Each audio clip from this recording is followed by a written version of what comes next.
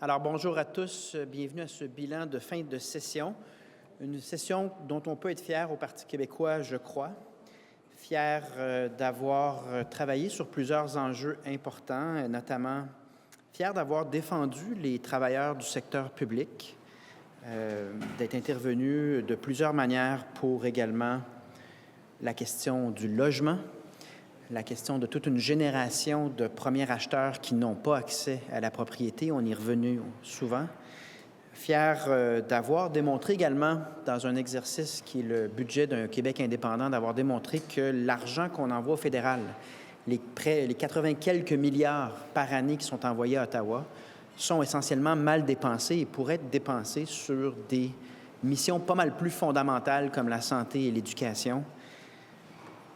Un des moments les plus importants pour moi dans cette session-ci, c'est le fait que l'Assemblée nationale, par motion unanime, suite à notre budget d'un Québec indépendant, à l'unanimité a voté pour reconnaître qu'un Québec indépendant est viable sur le plan financier, ce qui met fin à des décennies de campagnes de peur, de camions de la Brinks, puis de désinformation sur la péréquation.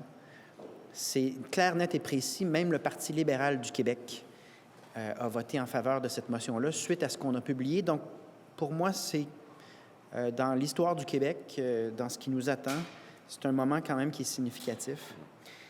Je ne peux pas passer sous silence l'addition d'un nouveau député, Pascal Paradis. Ça a remarqué cette session.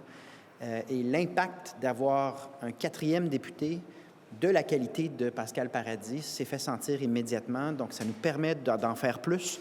Ça nous permet une progression dans la portée de notre travail. On en est très fiers également. Je vais profiter de ce bilan pour répondre tout de suite à une question que vous allez me poser. Comme ça, on se laisse plus de temps pour vos questions. Donc, à la question, maintenant que vous avez de bons sondages, allez-vous changer votre approche? Allez-vous revenir à un bon gouvernement en écartant l'indépendance? La réponse, c'est non. L'approche demeure la même. Ce qu'on a dit demeure et demeurera. Donc, ça a le mérite de répondre à cette question-là. C'est important pour moi d'être clair. On a un plan de match, on vous l'a présenté. Il y a des étapes et on suit notre plan de match parce qu'on travaille pour le meilleur intérêt du Québec et on veut être fidèle à notre lecture de ce qui doit être l'avenir du Québec si on veut être fidèle à cette loyauté envers les Québécoises et les Québécois. Vous pouvez me le demander dans un mois, dans un an, dans 3 ans, ce sera toujours la même réponse. Essentiellement parce qu'on ne progresse pas malgré l'indépendance, on progresse à cause de l'indépendance comme projet de société. On veut continuer à faire notre travail rigoureux, donc on comprend qu'il y a plusieurs facteurs qui jouent en faveur, qui expliquent les appuis du Parti québécois. Il y a une partie, évidemment, qu'on va continuer, c'est-à-dire amener du travail rigoureux, bien préparé, s'adresser à l'intelligence des gens en expliquant le pourquoi de nos prises de position. Et ça, évidemment, ça va de soi qu'on va continuer. Donc, les sondages ne nous influencent pas dans notre travail. On est là par conviction. On va demeurer des élus qui sont là par conviction. Je terminerai avec la pensée suivante. On a toujours été prudent vis-à-vis les sondages au Parti québécois lorsqu'ils étaient moins intéressants, lorsqu'ils vont bien. Mais il y a de quoi être prudent aussi parce qu'il y a 3 ans de gouvernance caquiste devant nous. Et moi, je constate que les derniers mois pour le gouvernement de la CAQ ont été très difficiles. En matière d'immigration, on a complètement perdu le contrôle de cette question-là.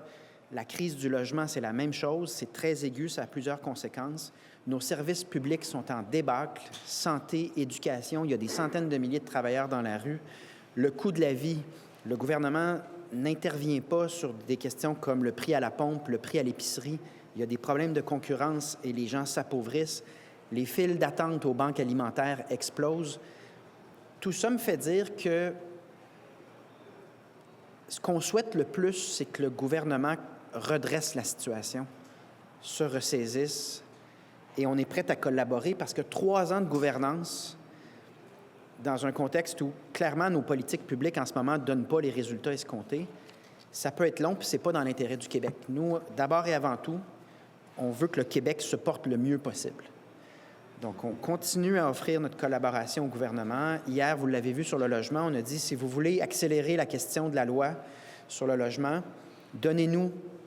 enlevez la pire politique de cette loi qui est, somme toute, à nos yeux, très perfectible.